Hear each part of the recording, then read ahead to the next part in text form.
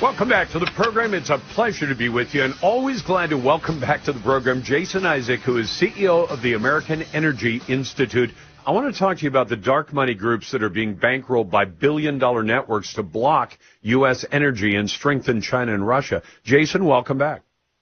It's great to be on. Thanks for having me. Hey, before we dive into that, do you mind if I hit you with something that literally just popped up in front of me? You may already know about this, but I just saw the report just literally 2 minutes ago. Venezuela is selling 50 million barrels of oil to the United States government, and the money will apparently go to the Venezuelan people. So this isn't Trump seizing it. He's saying, we'll buy 50 million barrels. Now, last I checked, they're doing about, a million barrels a day, and they could be doing a lot more. I think I remember some of those numbers right, but I'll bet you remember them even better than me. Yeah, it's about 700,000 to 800,000 barrels per day, so you're really close with the numbers there. And realistically, in the next 2 years, they could probably ramp up to about 1.4 million barrels per day. But before this past weekend, 8 in 10 of those barrels were going to China. Yep. So China was buying those at a discounted rate. You know, and what's happening in China for the first time ever is they're taking that oil through these shadow fleets and transfers out at sea from Iran, from Russia, from Venezuela, and they're refining that. They've expanded their refining capacity in China over the last decade. They've massively grown their electric generation fleet, powered primarily by coal. It's not as beautiful and clean as it is here in the United States, but it's still cheap electricity that we need more of here in the U.S. They're exporting energy for the first time ever just in the last 12 months. They're exporting diesel fuel, jet fuel, and home heating oil.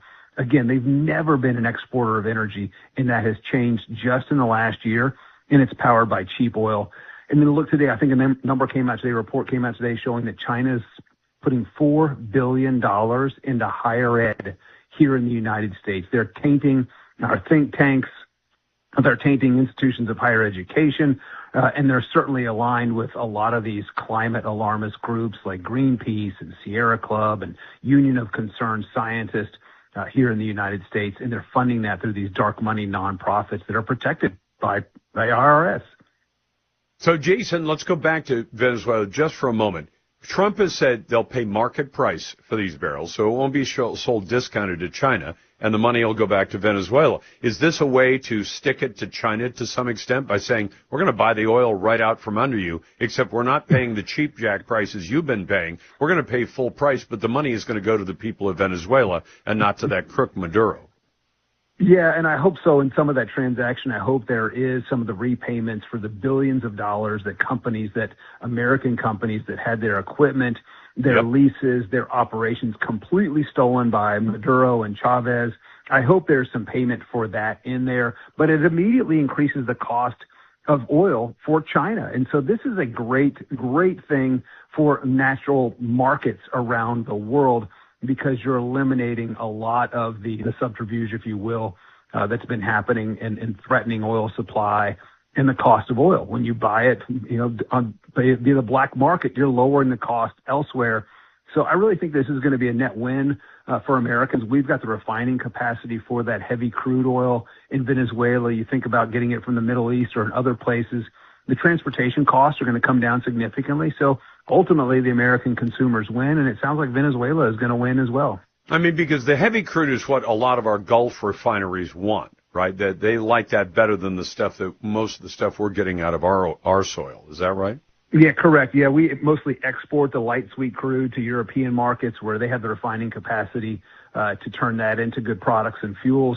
Our, like you said, our refining capacity here in the United States is about 80% geared towards that heavier crude. Hold on, Jason, you're telling me that Western Europe isn't completely electrified by now? Aren't they driving around in battery-powered cars now? Why do they need gasoline and diesel oil in Western Europe?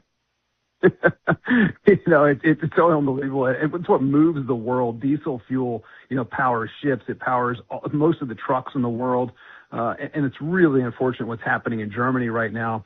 They've bought into the green agenda. They haven't hardened their infrastructure. Terrorists struck just in the last couple of days in one of the coldest winters they've experienced.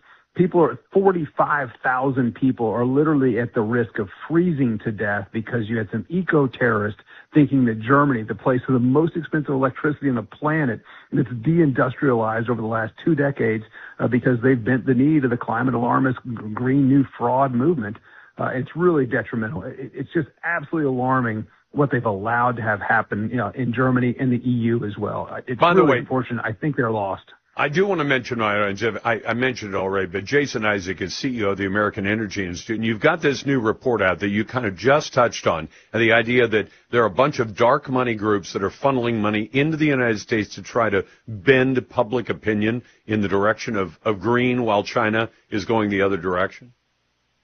Yeah, and we've seen, I think the perfect example we've seen after Maduro, this cartel leader, was arrested in Venezuela and brought to justice within hours of him being captured. You saw the alarmist movement basically organized, sending out text messages and X posts, getting people geared up. I mean, there were protests within 24 hours in cities around the United States. That just shows you how tightly woven this movement is, and it's very similar to what's happening at the climate alarmist movement. You've got groups like, again, the Union of Concerned Scientists. This is the group that refused to do any studies on the where COVID came from, because they weren't specifically asked by the federal government. But when the federal government under a Trump administration says we're getting rid of the endangerment finding, that thing that says that carbon dioxide is harmful to human health and the environment, they're getting rid of that because it's not. It's necessary for life on Earth. They come out full-throated against that. No request from the government, but they did.